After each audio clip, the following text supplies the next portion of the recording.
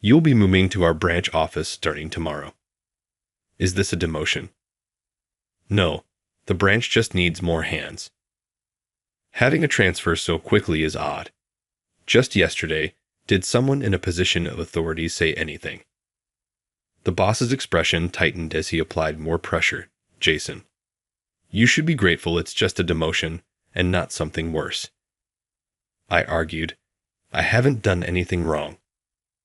The manager simply placed his hands on his head, clearly frustrated.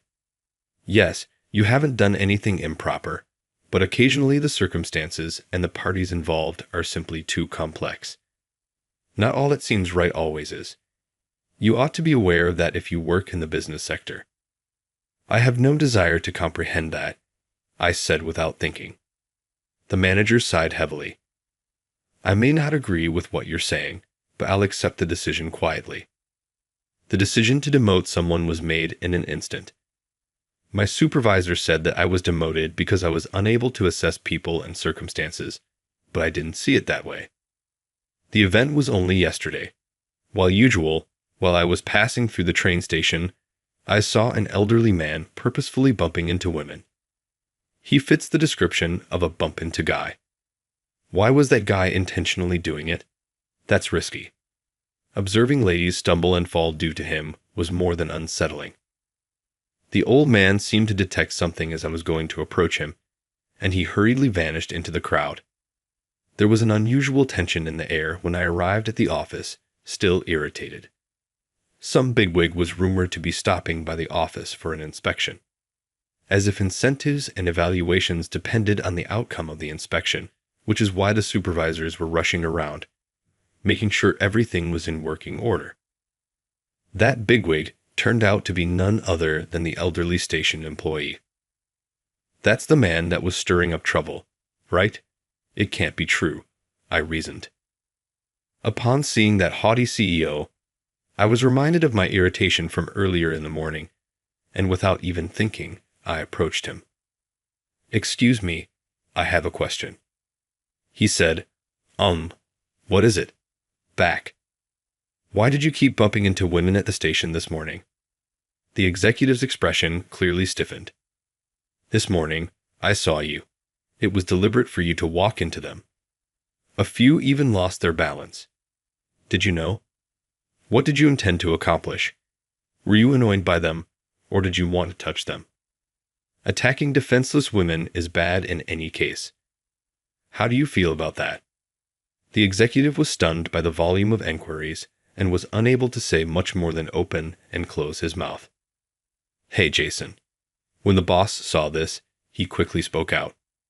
The executive's face continued to flush. Are you in charge here?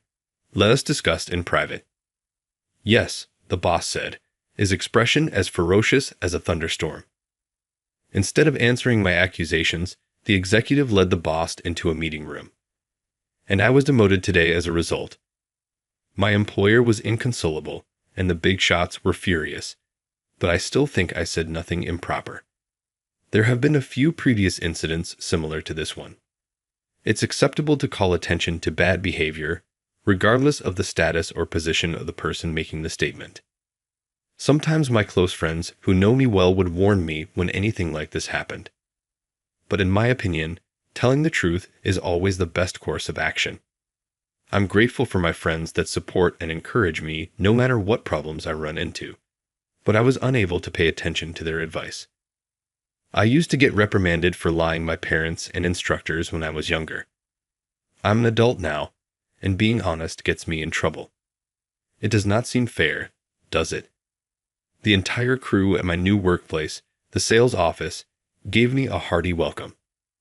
The office was located in a secluded rural community, so much so that people used to call it the outpost of real backwater. There was only the manager, a salesman named Peter, and an administrative assistant named Emily. Although not many consumers were coming in, they had enough workers to meet their needs. There's no way I'm going to be able to perform better here, and they even reduced my compensation by cutting my allowances. It seemed like a standard downsizing. Hopefully, we can collaborate successfully. This place seems to be quite relaxed, I added extending my greetings to the trio. Everyone appeared briefly stunned. You certainly are direct. Jason, let's stay occupied together. That sounds good. Well, yes, indeed. In that vein, let's all try our hardest. Peter may have had the playboy appearance, but the manager came across as a cheerful old man. Jason, I'll usher you to your desk. With a cane in her left hand, Emily got to her feet after exchanging greetings. Wait, why the cane? I inquired. Emily gave me a tapping motion with her right leg. A few years ago, I was in a serious accident. Since then, I've needed this. She moved across the office with grace, guiding herself with her cane. It's your desk, please. That's where the bathrooms are. It was fascinating to watch her move between bookcases and desks with such ease. She appeared to get self-conscious as I kept staring, attempting to cover up her cane. Please avoid staring. I am aware of my oddities. No, you weren't strange to me. I was simply amazed at how skillfully you use the cane. It's quite cool. Cool. I'm not too graceful, so I doubt I could walk with it. It seems like you practiced a lot. To be honest, I respect you. It's good to hear, even if you're just being courteous. With all sincerity, thank you. Emily had a smile that could light up a flower in full bloom. A few weeks later, Peter started teaching me the ropes. It was evident from watching him work that he was no wimp. He appeared to be pretty capable, in fact, so I'm not sure why he was assigned here in the first place. With a tug at his light brown hair, Peter admitted, I don't really get along with high-ups. His ears, which have several piercings, are visible behind his hair, which is a little long at the nape. Well, as long as one isn't disheveled, appearance shouldn't really matter. True, people in positions of authority frequently disapprove of these expressions. I get that. That's not fair, Jason. I made a comment, but Peter laughed happily anyhow. But I'm fine here. It's enjoyable working with them, and everyone is pleasant. The people here, in my opinion, are definitely more grounded than those at the main office. They may be a little unambitious, though. True. After being transferred here a few weeks ago, I've been thinking about something. It concerns this man, Peter, and a woman, Emily. Despite their claims to be only coworkers, it's obvious they have diverse perspectives on one another. It's evident from simply observing. Even the manager has probably noticed. They just need to let each other know whether they have feelings for one another. What's causing them to hesitate, I wonder? I asked Peter how he felt about Emily, and he gave me an uncomfortable look and knitted his brows. She is usually a huge assistance. She is a decent person and sincere. How about on a romantic level? Are you fond of her? I'd like to approach her, but I'm not sure how. Somehow I feel bad. Why does that happen? It's beyond me. What is the source of your guilt? Due to her leg problem. Being able to walk normally makes me feel horrible. For some reason, Emily appears to be feeling a little uncomfortable too, but I completely missed what Peter was saying. I enjoy this branch in spite of all that. Despite the fact that I was kind of demoted and moved, I have no plans to return to the main office. I would actually want to see this area flourish even more. The people are competent in addition to being pleasant. So, I partnered up with Peter and we gave it our all, making the most of my sales expertise and the relationships I've developed over the years. Even though there were moments when it felt impossible, we persisted in trying. It appeared that our efforts were finally going to be rewarded. We were about to seal a big contract. The prospective client's vice president and CEO were in town for a meeting at our office. Although Emily and the manager were observing covertly from a distance and were a little anxious, everything were going well thus far. For now, let's call it a day. How about dinner, given our prospective long-term relationship? As the discussion drew to an end, the client presented this proposition, and Peter and I looked at each other. It sounds fantastic. I'm aware of an excellent diner. looking forward to it. Peter and I had previously had dinner at this restaurant. Everything about the meal, the atmosphere, and the hostess' demeanor was excellent. Upon expressing my liking for this diner, Peter answered, "If you say so, the diner is guaranteed by now." He reads my character rather well. As a group of 4, we left the workplace and went to the diner. The vice president and CEO appeared to be in good spirits after having few drinks, and the talks went just as easily as they had throughout the meeting. I believe we've handled everything flawlessly thus far. We have a good chance of closing this agreement. Now all we have to do is end the evening without any problems. That is when it took place. But isn't there an issue with your secretary? Everything had been going well until that one comment, which stopped both Peter and myself cold. Still, the CEO continued in the same cordial manner. "She may be cute in certain ways right now, but that's only because she's young. Women grow old rapidly and become ordinary old ladies. Not only is it unattractive, but one-leg infirmity must be a burden. You would think they would hire another female employee to add some color to the office if she was the only one." The vice president gave a nod of approval. "Yeah, I was taken aback when she walked in with that cane. When I heard them laugh mockingly, I really lost all patience." Peter got up before me, as if he knew I was about to. "You sure had a lot to say, thinking we'd just sit and listen, haven't you?"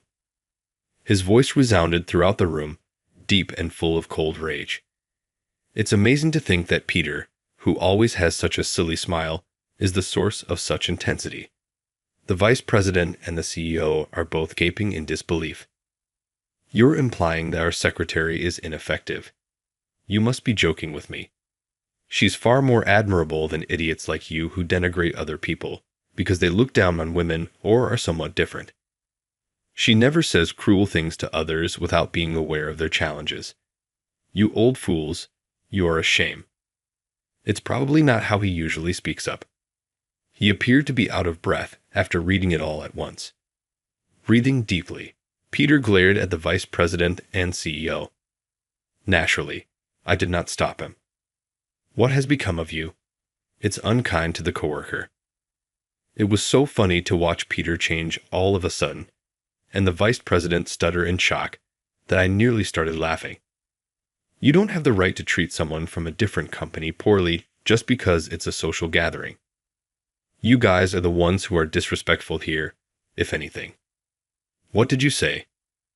Peter was not the only one who joined in, challenging them both and turning them both red with rage. Why are these guys acting this way? I'm done. Come on, let's go. Yes, sir. Their footsteps echoed as they stormed out of the restaurant, fuming. The private dining area was silent as soon as the sliding door closed behind them. Peter sighed deeply and sank into his chair. Oh no, that was a bad idea, especially in the middle of a business meeting. I was informed by the manager that he is supporting me. He must have been afraid after realizing how serious the situation was. I gave him my phone in a low voice after noticing how miserable he looked. Our branch office was contacted during the conversation. Jason, what is happening? Simply have a conversation with them. Peter timidly placed the phone to his ear. Hello. You did great, Peter. The manager's voice was crystal clear and audible from the other end. I gave Peter a comforting shoulder pat when I noticed his perplexed expression. Since they first started insulting me, I've actually remained on the queue the entire time. I instantly felt that kind of person was beyond our ability to handle. To make sure they weren't lying, I answered the phone so the manager could hear them. So he heard everything I said? Peter, I heard you completely. You made the correct decision. Well done. Excitedly, the manager's voice sounded out. You're correct, Peter. Many thanks for that. I'm ecstatic, Emily. Peter's eyes lit up as soon as he heard Emily's voice, which was just as happy as the manager's. I could still hear compliments for Peter and myself at the other end of the phone. I gave Peter a fist bump while he was attempting to reply while trying not to cry. He gave it back giving me a triumphant fist bump. With a client like that, problems would have most likely arisen eventually. It's fortunate that we learnt about them quickly. But if you could get a comparable deal shortly, it would be extremely appreciated. Maintain your good work, the manager stated in a tone that was characteristically casual for him to provide such a high directive. Though sales are still difficult and the deal fell through, there was one bright spot. Peter and Emily began dating. It appears that after they made a stand that day, the dust settled between them. The best policy is, in fact, to be honest. Jason, I appreciate you picking up the phone back then. You made it possible for us both to go forward. Emily was beaming and looked beautiful as ever. Congratulations, you make a great couple. I'm grateful. I won't break my heart, so don't worry. Yes, but hold on. What? I apologize, Peter, but you will have to overlook such a remark. I simply can't keep secrets. It's time to move on and possibly look for love again.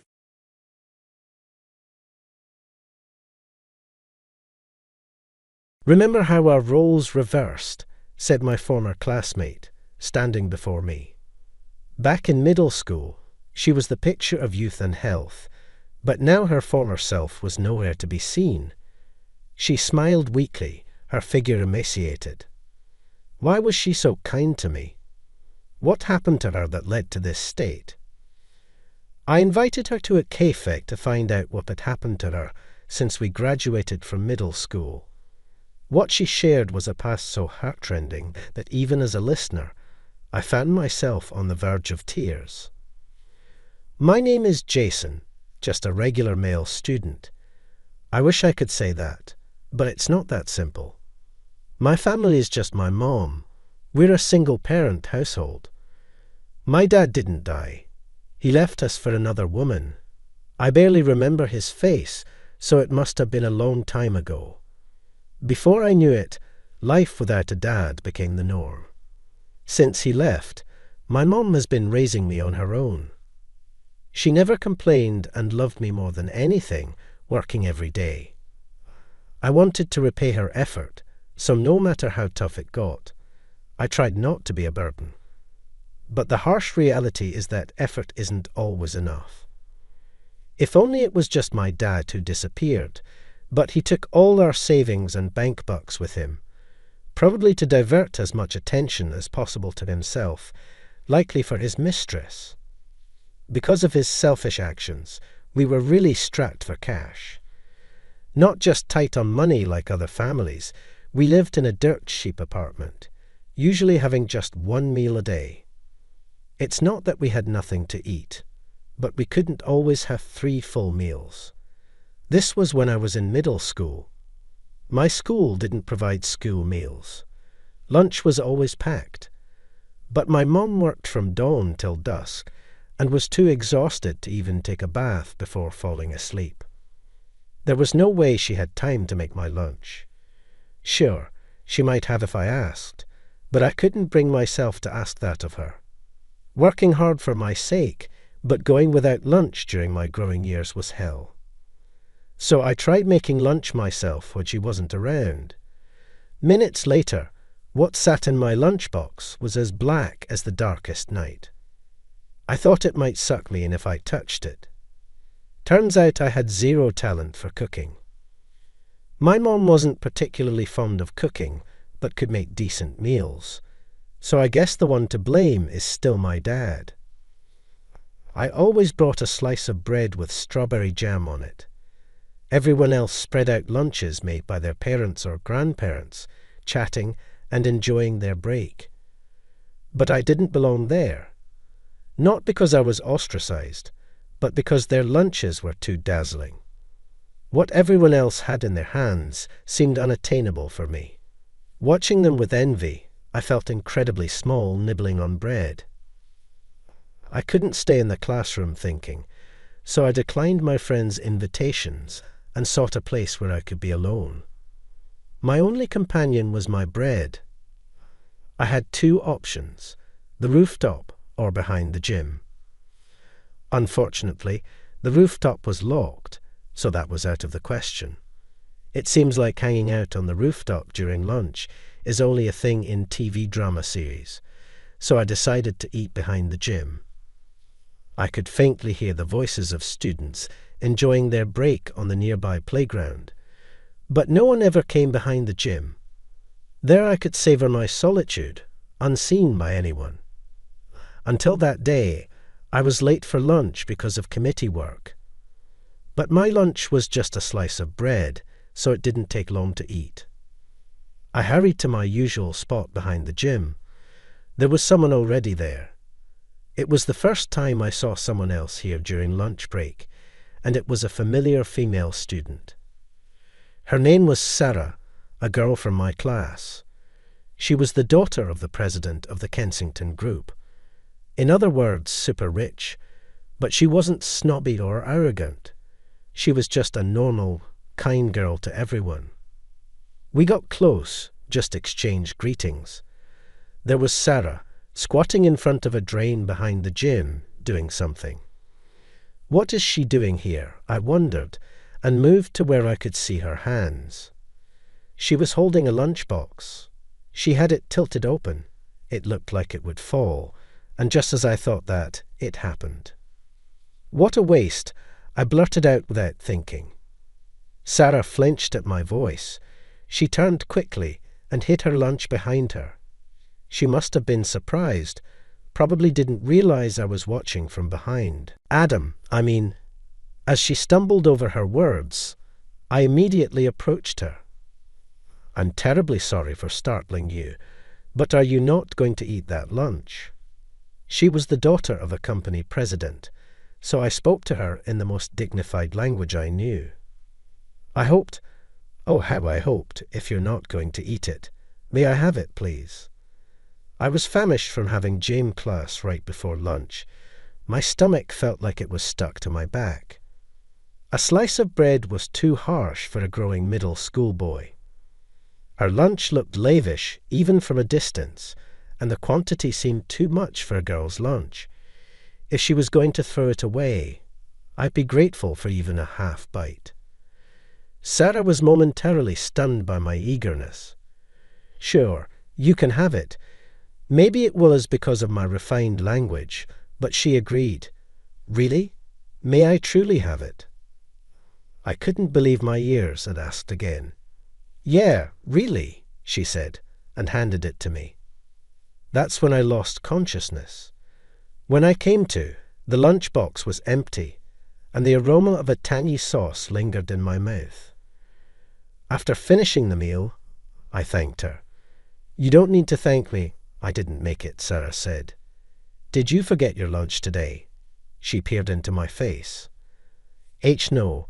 Actually, I have bread, but that's all I have. Saying that, I took out clumsily sliced bread, just bread with strawberry jam. That's all. Her eyes widened with surprise as she asked, That's not much for a boy, right? Are you on a diet? Would someone on a diet devour someone else's lunch like a beast? I had never told anyone before, but I explained how my father disappeared and how my mother, working tirelessly, didn't have time to make lunch.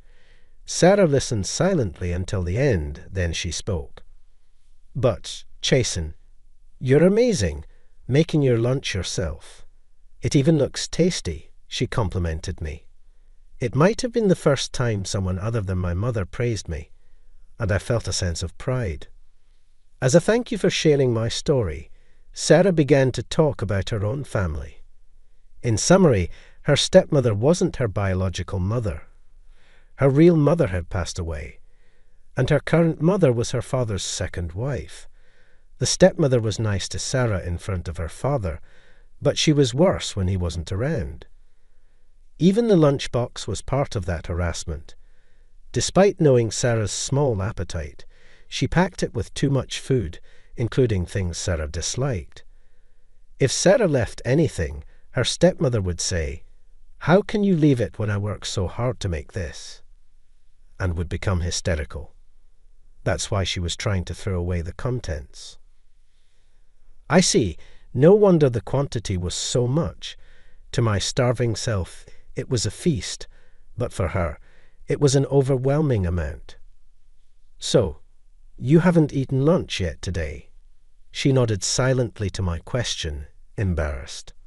I offered her my bread. "Here, please have it. It's wrapped in plastic, so I didn't touch it directly." She took the bread from my hand and smiled. "Thank you," she said, enjoying the bread.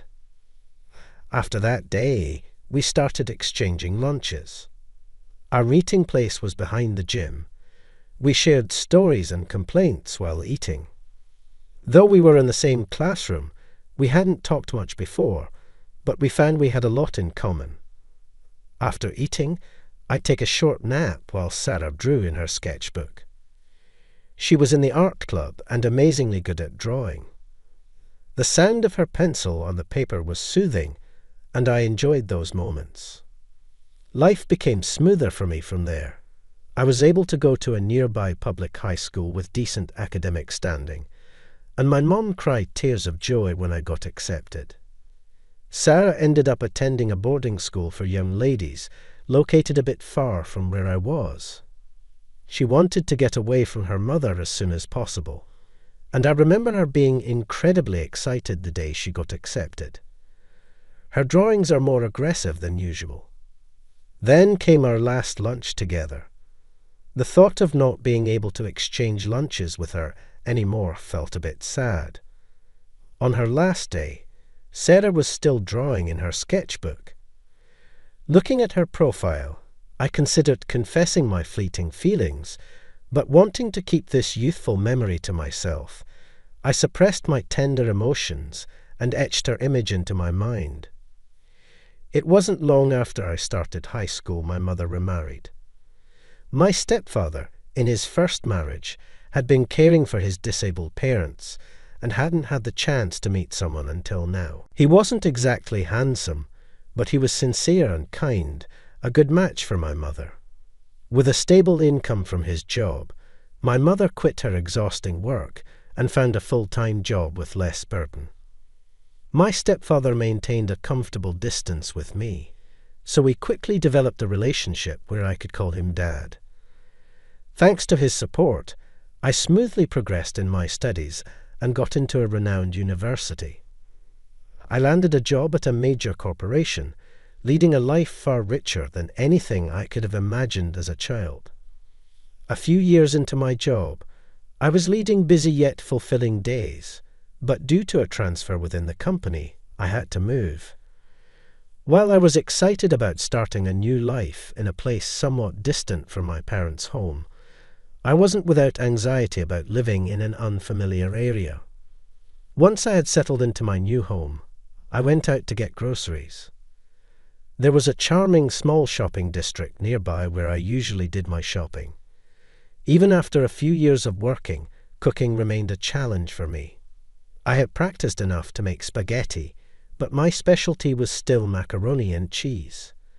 My mother had tried to teach me, but I was utterly hopeless. It's okay not to force yourself to practice. There are plenty of fast food restaurants, thus I was consoled. At the end of the shopping street, I discovered a small hamburger shop.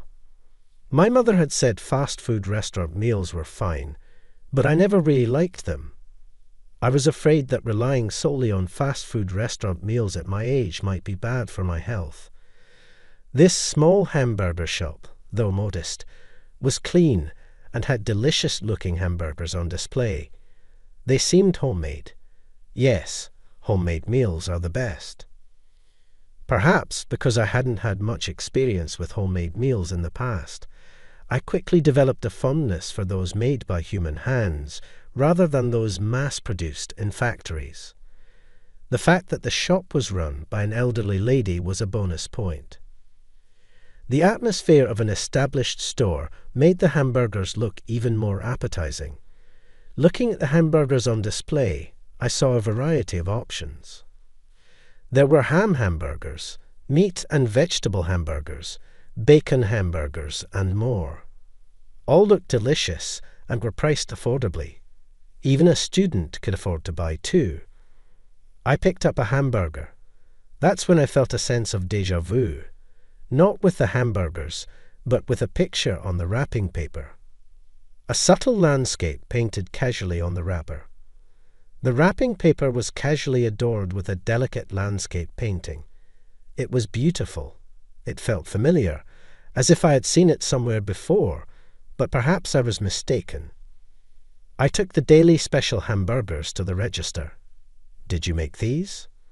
In response to my question, the elderly lady replied, No. I can't stand for long because of my bad legs, so I just mind the shop. But these are made by a beautiful lady, so they are really delicious." With a smile, she packed the hamburgers into a bag for me. Back home, the lunch tasted somehow nostalgic, like something I had eaten before. Since then, I became a regular at that small hamburger shop in the shopping district. Sometimes there was someone other than the elderly lady at the counter, apparently her husband. I wondered, why has my wife dressed up lately?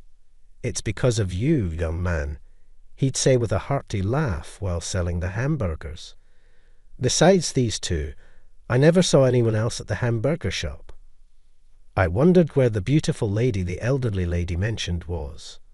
One day, as usual, I went to the hamburger shop, only to find a blind man shouting in front of the shop, "Refund my money.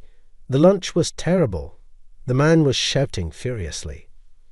The person apologizing to the man was neither the usual elderly lady nor her husband.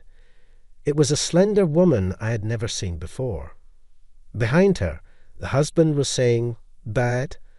Maybe you have something wrong with your taste buds, not our lunch." He was arguing back just as fiercely. "Quiet down, will you?" The elderly lady scolded her husband. Indeed, it seemed like the husband's competitive nature was escalating the situation. I pulled out my cell phone and began speaking loudly. "Yes, that's right." At the exit of the shopping district, "There's a man causing a big scene here." That's what I said, of course. I wasn't really connected to anyone hearing my voice. The blind man quickly left the front of the hamburger shop. "Thank you, dear." This foolish husband of mine just had to say something, causing trouble for poor Sarah. The elderly lady nudged her husband. "It's the fault of that young punk for criticizing Sarah's cooking," he grumbled, heading back inside. I was honestly stunned. The fact that both of them referred to this slim woman as Sarah shook me. Sarah, that was the name of a girl from high school I was close to. The woman who had just been shouted at turned to me, surprised, and then said with a hint of sadness, "Jason, is that you?" She asked hesitantly, almost as if praying.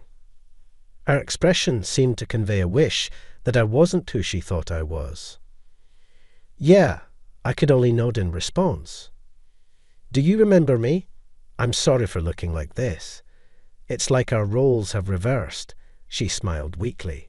Seeing her smile, the image of Sarah from our school days overlapped. Though much thinner now, her face still bore traces of the old Sarah. "I remember you, but why are you here?" "This is quite far from our hometown," Sarah said. "It would be a long story.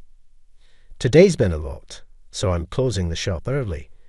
You can go home now, Sarah," the elderly lady, having watched us, told her while waving her hand.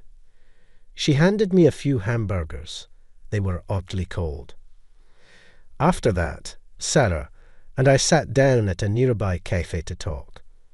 What she shared was heartbreakingly unbelievable. Right after she started high school, her stepmother and father had a son. With the birth of a son, the presidency of the Kensington Group naturally shifted to Sarah's younger brother. As a result, Sarah's position in the Kensington family became considerably diminished, with some even deeming her as no longer useful. I was furious, but the story continued. After graduating high school, Sarah was forced into arranged marriages to strengthen the family's business. Her chosen spouse was a man 10 years her senior, the son of a business associate. Although he wasn't her type, she married him, thinking it was for the family's sake. However, her husband neglected her, spending every night out with his mistress. Don't think our son is at fault for partying. You're the problem for failing to keep his heart. Sarah lived in a daily cycle of such demeaning comments. Finally, Sarah's husband, after having a child with his mistress, forced Sarah out of their home. Trying to return to her parents' home, Sarah found they wouldn't accept her back. Betrayed by her husband and abandoned by her family, she was left utterly depleted, both physically and emotionally. It was the couple who ran the hamburger shop who took her in. They gave me a place to stay when I had nowhere else to go, and they even let me work here. They are really kind people, Sarah said, tears streaming down her face. Back then, she was an enviable, sparkling figure admired by everyone. Sarah was loved by all, treating everyone equally regardless of gender. I was appalled to learn that such a person had her educational opportunities taken away due to outdated values and had her life crushed by her husband and family. I'm really left with nothing. I feel completely empty, she said. I wanted to do something for her. After all, I still hadn't repaid the kindness I received from Sarah behind the gymnasium. Hey, Sarah, I've got something I want to discuss with you. I had a proposal for her. The major company I joined was a design firm founded by my stepfather. I was in charge of the media content department there. True, my joining the company was initially through my stepfather's connections. However, I found my fit in the design industry and consistently delivered results, so no one ever mentioned my connections anymore. I had even made some good friends there. Among them, I was particularly close with Kevin. Kevin was particularly good at delegating work and had a knack for knowing when to ease off. We were currently looking for an illustrator who could create background images for a project. Kevin usually excels in finding talented illustrators, but this time we were having trouble. We have illustrators, but finding one with a soft touch for background images, that's the issue. Can't you do something about it? I asked Kevin. Not just for any background artist, but for a creator with a gentle, warm touch. No compromises. After a serious sigh, he responded. All right, I'll bring you an amazing illustrator, one that'll impress even you. Too bad, Kevin. This time, I found an excellent illustrator before you did. Yes, my proposal to Sarah was for her to work as an illustrator with us. Sure enough, she was the one who had drawn the pictures on the hamburgers wrappers. Her illustrations were impressive enough to be an immediate asset to our company. How about working as an illustrator from home? Sarah quickly shook her head. My drawings are nothing special, just a hobby. I took out several of the hamburger wrappers I had saved every time I bought hamburgers. I carefully folded and preserved its wrapper. These are your drawings, right? I don't think the elderly couple could have drawn these. It's a waste to have such talent and not use it. The prints are just homemade, right? We'd really like you to join us, I begged her. I learned that she could also draw on a tablet. That made her even more desirable for our company. Still, she was hesitant. How about trying it out? If you don't like it, you can quit any time. We'll definitely pay you. She nodded in agreement. I could almost picture Kevin's frustrated face from afar. The next day, I brought Kevin to the hamburger shop. I can't stand that you found an illustrator before me. It's truly regrettable, he declared, eager to see that talented artist for himself. Standing in front of the hamburger shop, the elderly lady greeted us. Oh, you brought a friend today, she said, handing me several pieces of paper. She got really enthusiastic, it seems, she added. The paper she handed me had wrappers with softly rendered warm illustrations. As expected, they were excellent. Kevin peered over. What is this? He exclaimed, practically flipping over. "Well, these are beautiful hand-drawn relish. Humans' evolution is amazing," he blurted out. At breakneck speed, this delicate touch, just what Jason was looking for. And there he goes, tripping over his words, leaving a flustered Kevin behind. I looked toward the back of the shop and saw Sarah peeking out, trying to hide. I begged her. I was eager to make a formal request right away. Sarah rushed out from the back. "I'll take the job. Just please stop begging me like that," she said playfully, punching me. I was relieved that Sarah's involvement meant the project might succeed and that our connection wouldn't fade away. About a year into Sarah's contract, she quickly became a popular creator. "How did you find her?" "You must have used up all your luck for the rest of your life," Kevin would say enviously, almost every day. But now I even found his jealousy comforting. I was proud of having discovered Sarah's talent as a creator. While continuing her part-time job at the hamburger shop, she was actively improving her skills and even planning her own exhibition. Apparently, Sarah's ex-husband started trying to get in touch with her, despite her smoothly sailing life. Ironically, it turned out the child he had with his mistress wasn't his. Serves him right after mistreating Sarah and driving her away. He was reportedly cut off from transactions with the Kensington Group. This was due to Sarah's father being furious over the excessively cold treatment she received. Consequently, he lost credibility in his industry, and his business rapidly deteriorated.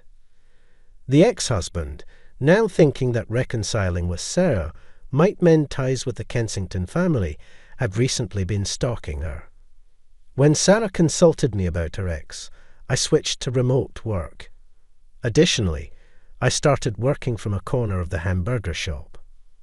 As expected, her ex-husband showed up there. During a meeting, I heard arguing downstairs. "Come back. I'll give you a better life than this lousy hamburger shop." That must be the ex-husband's vile voice. "Stop it. Let go." Sarah's voice reached the second floor. I expected the hamburger shop's husband to come yelling any moment, but his voice never came, nor did the elderly lady's. After a moment of thought, I remembered, that's right, both the elderly couple were at the hospital today, leaving Sarah alone in the shop. I hurried downstairs. A shabby-looking man was grabbing Sarah's arm, trying to drag her away. I immediately intervened. "Who the hell are you?" "Outsider, Shinbuton." "Outsider, that's rude," I said, handing him my business card. "I'm Jason, Sarah's fiancé," I introduced myself. Seeing my business card, her ex-husband's face turned pale. In the past few years, I had been recognized for my achievements and had become the executive vice president of the company. Moreover, my stepfather's company had grown significantly, now even appearing in TV commercials.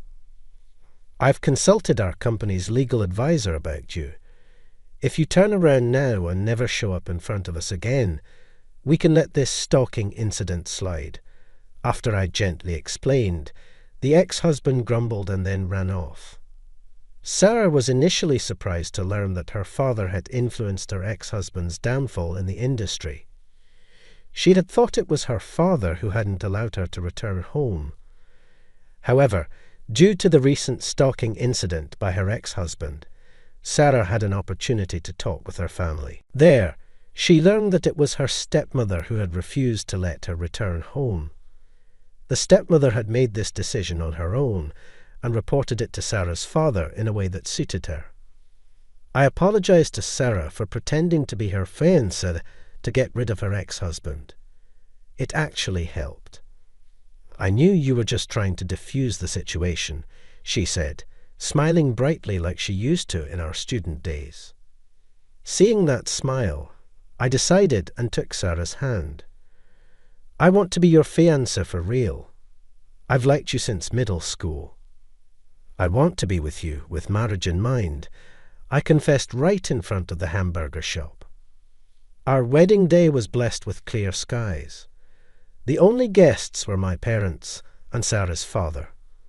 Although it was a small ceremony attended only by the elderly couple who run the hamburger shop, it was a lovely occasion filled with smiles throughout.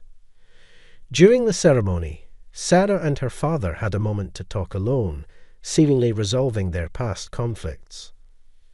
Her father was unaware of the stepmother's cold treatment towards Sarah. Upon learning the truth, he immediately made a phone call.